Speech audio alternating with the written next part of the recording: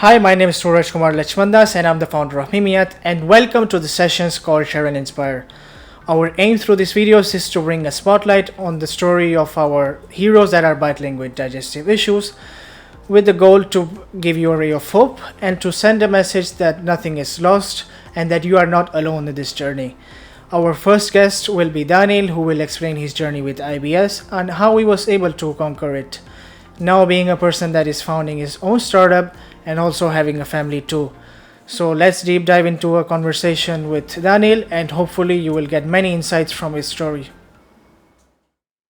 So, hi everyone. Today we have Daniil with us in this wonderful sessions that we have called Share and Inspire. He is our very first guest, and we are very thankful to you, Daniil, that you are with us today and to joining us like a person that wants to inspire the MiMIAS community. So, Daniil, explain us about yourself in 1 minute. Yeah, thank you for having me. So I am a 35, the father of one. Right now, I'm a co-founder of a startup, and for the last 10 years, I was working in startups at on operational levels positions. And like for the last 10 years, I had 2 sabbatical years to reevaluate my life, and it helped. And like I would love to name Stoicism as my life philosophy, like, but I'm just going there, and I'm a rugby player. That is wonderful to hear. So, just to put in context a bit to our MiMIATS community, Daniil, I know Daniil from the eWorks Accelerator program that we are participating in it. He has a wonderful startup as well called Cause. Could you please explain a bit what you are doing with Cause as well? In cause, we are trying to find out causes. So we are trying to find not the causes, but correlations between different parameters in your life, and you can input any parameter from your life, like your energy level, or like the food you eat. Or maybe like the moon phase you experience, like anything, and you can find out correlations between them, between your actions, conditions, and some kind of external events. That is wonderful to hear. So, now let's dive into the topic of today, conquering Mhm. IBS. The other day, you were mentioning that currently you have already controlled quite a lot your IBS, but I Yes, wanted I to do. ask you, for those viewers that will see this video, for those ones who are not, for example, aware of these kind of diseases, for example, IBS, how would you explain to them what it is? Yeah. So IBS is the irritable bowel syndrome, and in 2 words, it is a chronic disease where the major symptoms are problems with digestion. It is gases, abdominal pains, and very frequent trips to the toilet with the messy results. Like, that's in 2 words. So, how did you start? Like, which were the first symptoms? I mean, for example, if I come to myself as well, you are not aware that this would happen. I mean, we are not in the position that we will know this will eventually happen. So, which was, for example, that factor that led to say, okay, this is happening to me. This is going something wrong. uh, the major symptom, like the major first symptom, was that I started to have diarrhea too frequently, like too, much more frequently than I expected in my life. So I think it started 5 or 6 years ago, and after that, it's developed and developed. Yeah. And it was just diarrhea, for example, now that we are explaining which were the symptoms that you suffered, because there are many people that sometimes may found out these kind of symptoms, but they do not correlate with such diseases. For example, they think that probably I ate something wrong or they didn't suit me. So which was the factor that make you click like, okay, I should go to the doctor and consult him about this kind of problem? The frequency of it. So it was like more than 2 times a month. And for me, it was like not okay. I should check for some kind of infections or something like that.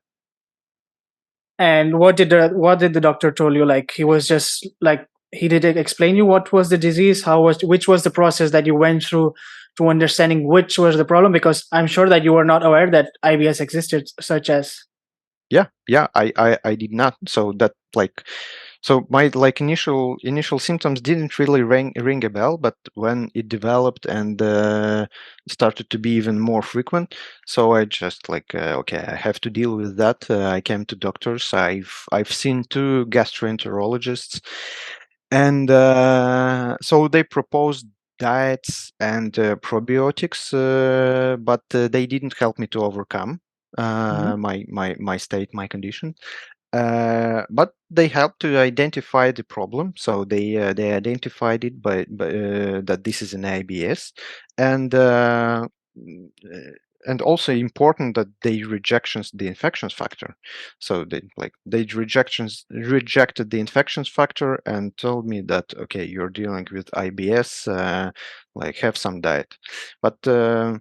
I didn't return to the. I'm not returning to the doctor if their recommendations doesn't work. So their diets and probiotics didn't work. So I realized I have to deal with it somehow by myself. And how was your reaction to hear something like this is kind of a chronic disease? And probably sometimes many people that are not aware of these kind of diseases probably think, I'm done, like this is the end for my life, or I don't know how it will go from now on. And now that we know that you are working on an amazing startup project, you have a kid as well. So, but which was your like emotional state at that time when the doctor told you, look, Daniil, you have IBS, and this is something that will carry you with you in the following years? I was thinking that oh bullshit that this is this cannot happen with me, like I'm living a healthy life, like no I'm not too old for the chronic diseases, so I wasn't expecting that it will last for such long. So like I was dealing with it for 4 or 5 years, and like I wasn't at that moment, and that was a mistake. And how did it impact you? I think on two different aspects. First of all, your professional life. I think with your family, your friends. Even when sometimes when we speak about these the kind of conditions, we always remain on the healthcare level. Like for example, these are the symptoms. You should take these medicines. But when we analyze in depth, for example, they have a huge impact. For example, when you go with your friends to have drinks, to have, for example, a dinner, so, how was an impact, first of all, on that level, on your personal level, with your friends and family? Um, like it wasn't um like it wasn't so obvious. It wasn't so obvious. So I had some discomfort. I had to go to the toilet more frequently. But like there was some like spikes when we are like on the walk, and I was like, oh, I'm dying if I am not going to the toilet right now. So there wasn't there were these spikes, but I don't think that that rang a bell for me.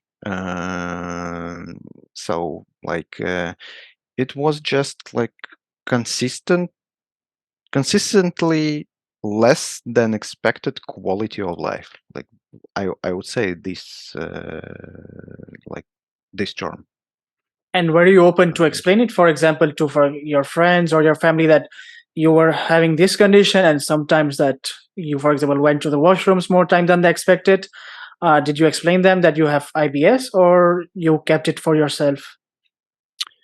I didn't try to find their recommendations or discuss with them, because yes, this is kind of a question I don't want to be 100% open with anyone. And also maybe this is my personal like my personal thing, but if I have like some obstacle or some problems, I would like to deal with it first, like, and then discuss that. Okay, I had this. I've overcome this. But yes, it was like my problems were observable, and like my wife sent me to the doctor, like was trying to send me to the doctor. I was explaining the doctor cannot treat that. I've been to two of them. Like I cannot. I don't have much time to go to another doctor who doesn't know exactly what to do with me. So I have like to spend my time, to spend my energy to deal with it by myself. So Yeah. how it is now that you are mentioning that, you have sometimes to deal yourself or even your partner because she's with you, so she has to know it. But sometimes, as it happens with many kind of similar diseases, IBS, IBD, or even other digestive diseases, one common factor is that thing that you are mentioning, that you face these kind of conditions solitary, so you don't have that courage to explain it publicly.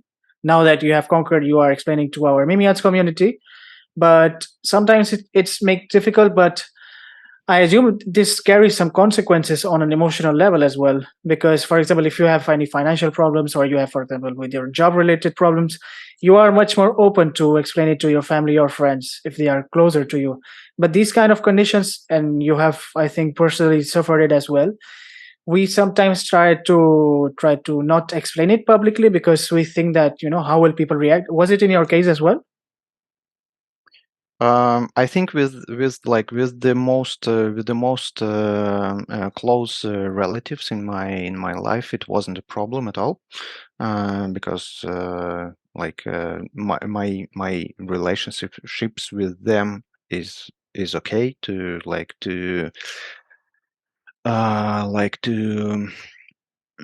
to discuss my weaknesses or to discuss my diseases. Yeah, but like my personal thing is like I didn't want anything anyway, because like I have to deal first and then discuss, like while I am dealing, or while I have overcome that already. And but yes, как бы, like in the professional life, and or with some with my not so close friends. Uh, so yeah, I like it's like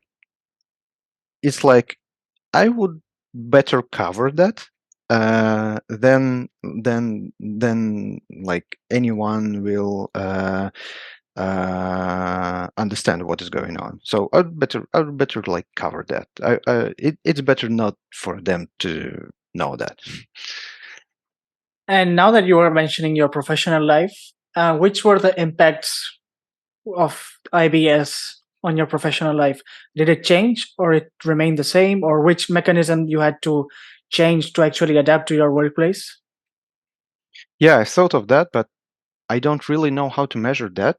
But it's obvious that the like on the physical side, you just experience the discomfort and like interrupting your work, going to the toilet. I don't think that's a big deal for me. But what was a big deal, like is the mental side.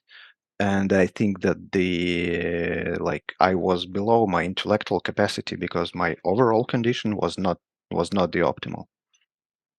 So now that you were mentioning this, especially for younger segment people that are studying, or for example, if they are starting like working, when this happened, as you said, that your emotional state is not stable at that time, especially when you have flare-ups, that for example you are going many times to the toilet.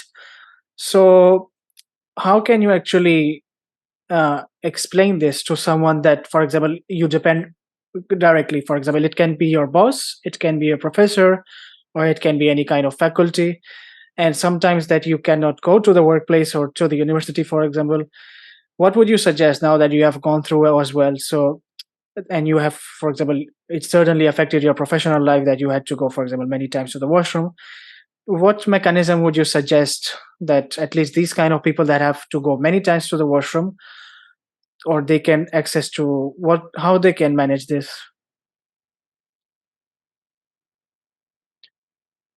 Wow, there is no right answer. Like I would suggest to be open, but with one person like who has to understand what you're dealing with. just not like it's yeah, it's stressful, but you're not going public. You're just like dealing with one person who is making decision that this is okay for you, like to behave like that. And but it's not the ordinary situation, so you have to provide also mm, your motives that you're dealing with this, your motives that you're understanding that that's not okay. And like you have to do like that. But like when you're ill, you're not going to you're not going to the work, and everybody understand that it's okay. Like when you're ill, don't go, like don't infect us. So here also you have some restrictions of your work, but also when you're ill, everybody is expecting from you that you're doing the stuff to get out of this ill, to be in your optimal condition.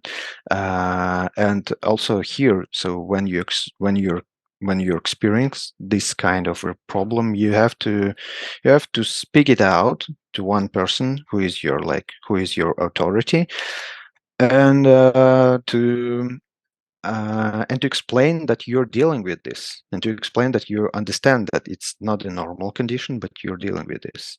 And like I think that for the majority of the persons, it will work well. So here now afterwards we will go to which mechanism did you take to overcome the IBS. But just to finish this chapter, what are your thoughts? I mean, there is a certain lack of education. Sometimes even people that are like well educated, they have gone to university, or even people that are in higher positions. But sometimes there is a lack of awareness, lack of education for especially these kind of conditions that are not so famous or not so visible in that sense. So probably if you go, for example, that to that person in the position of authority, for example, it can be your boss or in your faculty, that your director, for example. But sometimes there might be some misunderstanding on actually to understand in depth the severity of your condition. So probably they will think, okay, but will this be solved in the short term, or how will you manage with this? Or sometimes when you are like working, this can generate certainly an aspect of we should continue this person or we should fire them. Yeah, So what are your thoughts on this? like the thought is that there is a risk that even the authority cannot understand what you're telling him. Like yes, so and he doesn't, and there will be a risk of misunderstanding. uh I think, like I think you should not have fear to express what's the problem with you, and you should not have the fear to explain if the authority doesn't understand you well. And like I think that if you, like in some cases when you have some kind of a disease, the law protects you from firing, yeah, from having being fired. But in some cases, like in some cases the authority can have the ability to make a decision on your conditions also, yeah, but it will be clear for everyone.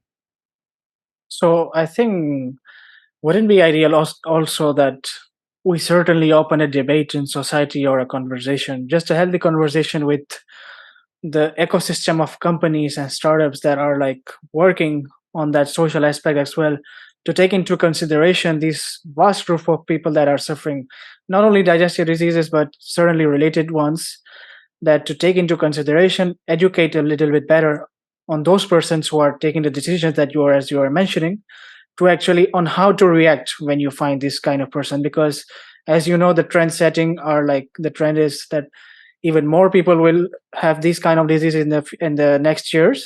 So Do you agree that we should start educating better, for example, human resources, or at least to provide them educational tools to actually understand and know how to manage this kind of workforce? Well, as a Yeah, as a co-founder of a founder, startup, as a as a co person that you have worked for many years as well. yeah, as a co-founder of a startup, I wouldn't expect from myself to know, like, okay, there are digestion problems, chronic digestion problems, but there are so much more of chronic diseases. I like and I think that I cannot like understand them all. Like it's kind of a huge time to understand that, but like I don't think that I should study that, but I think that I should have a tool to understand it better if the employee cannot explain me that. So like, okay, the employee is coming to me and he's like, okay, I have the diabetes. I can't have lunch in the office right now. So could you please like change the menu? And I'm like, what is diabetes? Okay, like the abstract problem. What is diabetes? So what is like what should I change? How does it affect? Like how does the lunch affects this person? And I should just like the HR like. Right now, I'm the HR as a co-founder of this startup, but so I have to deal with this question also, and I would love to find a tool that will explain to me what to do in with these cases, with the cases arising. Yeah, So that I would. so so I don't want to be educated. I don't want to be educated like proactively. I would love to reactively understand what is happening with my employee, and how can I help.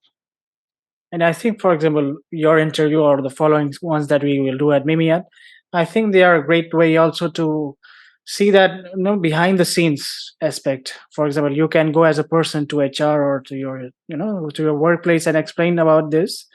But just for an educational purpose, I think these kind of stories also have a meaningful impact because you are explaining how did it started, how did it impacted on your life, and how you are managing it currently. So coming up to this point, you had mentioned the other day when we were having a coffee together that you were able to overcome IBS. I mean, at least it was in control. So what it is about? Like, how did you do it? For any person that is listening, going through IBS, probably with a flare up as well. How did you do it? Which were the mechanism that you followed? Yeah, so like for me, the logic of dealing with any issue is to find the reasons of it, and the reasons were not clear for me. And the triggers of the IBS I was to discover by myself, and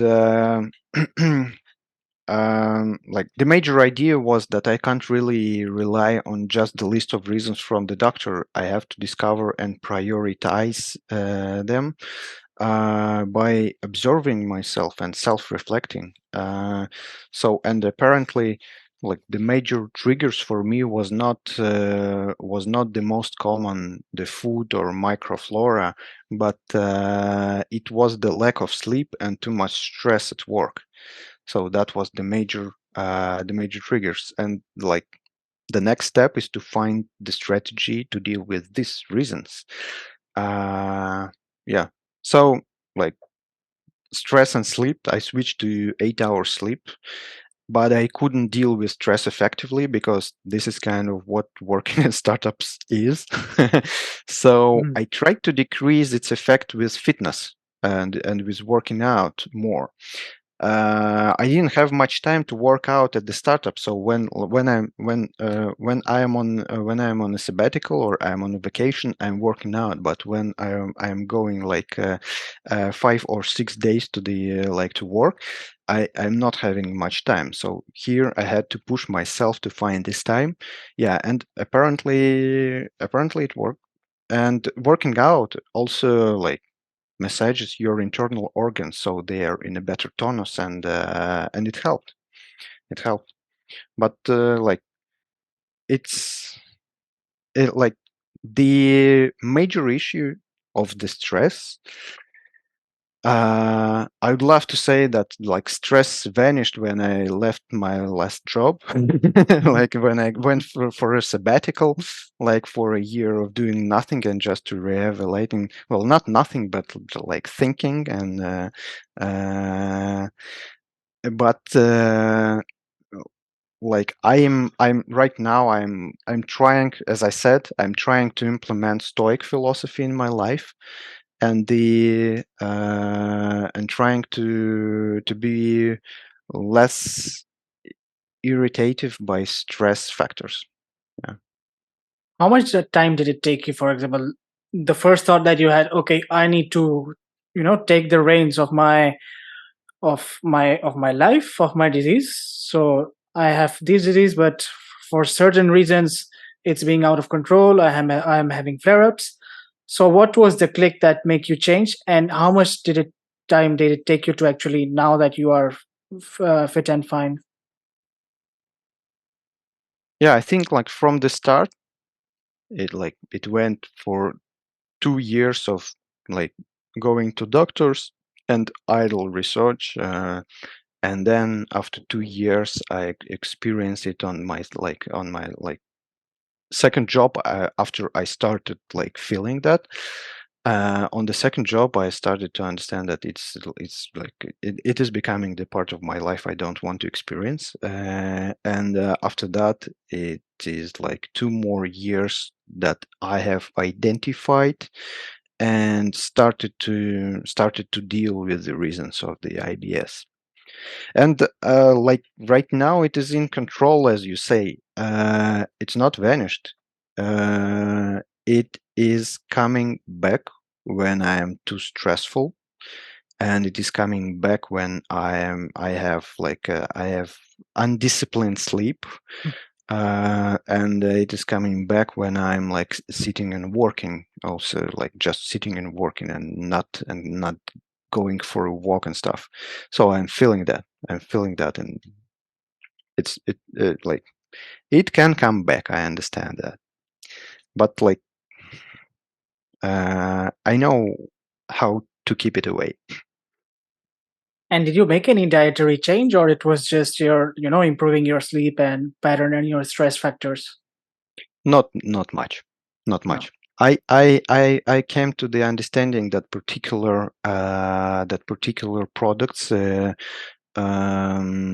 stimulates the diarrhea, but like it has also be supported by the stress and the lack of sleep. So if I have the unfiltered beer and have a lot of sleep and not a stressful day, that will be okay. In other situation, that would be mess. What tips would you give? I mean, if you had to give a couple of tips, on how to manage IBS better, like now that you have seen the process from the beginning, which a couple of tips would you give to any person? Yeah, so when you understand that something is going on too frequently, Mhm. uh, start to start to keeping notes of it, so you understand whether it is like increasing, whether the frequency increasing or decreasing.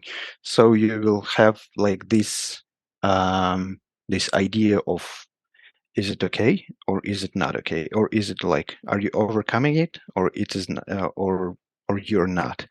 So is it a problem, is it a chronic problem, or is it not? And if it is a chronic, it's better to start yesterday to deal with it. And now coming up to what we are doing at MiMIAT, as you'd already know the project that we are helping people with digestive issues. Which is the role of technology, and how can, for example, we are focusing on several digestive issues, so any kind of, and you personalize your experience by yourself. So how do you think these kind of technological innovations or applications can actually help these kind of persons like us, like you have IBS, I have IBD, how they can really help to this to these kind of profiles of people that are like starting their disease right now? Mhm. So I think like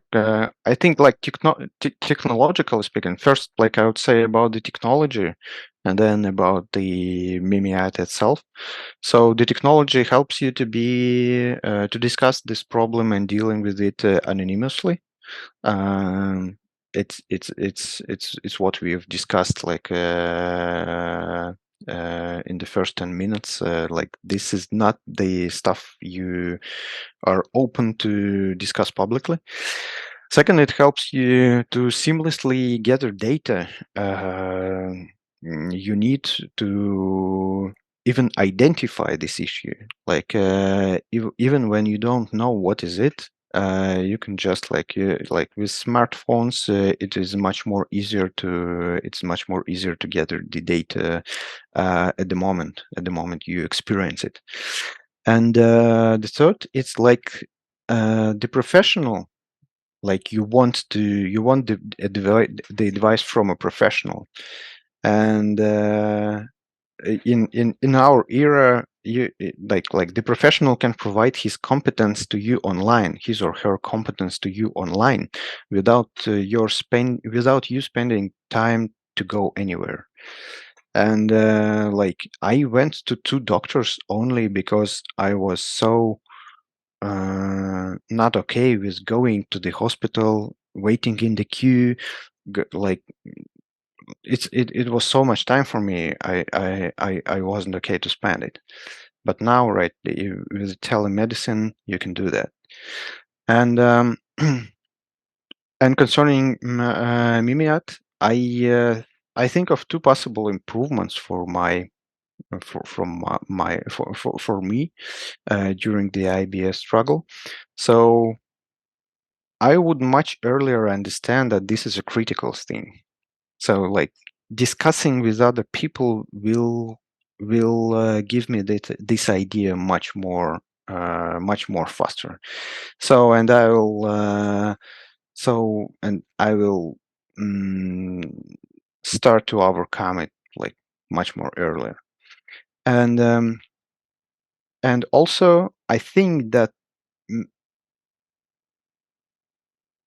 the more information I had on this case, so the more cases I would be, if I would hear more cases like mine, that that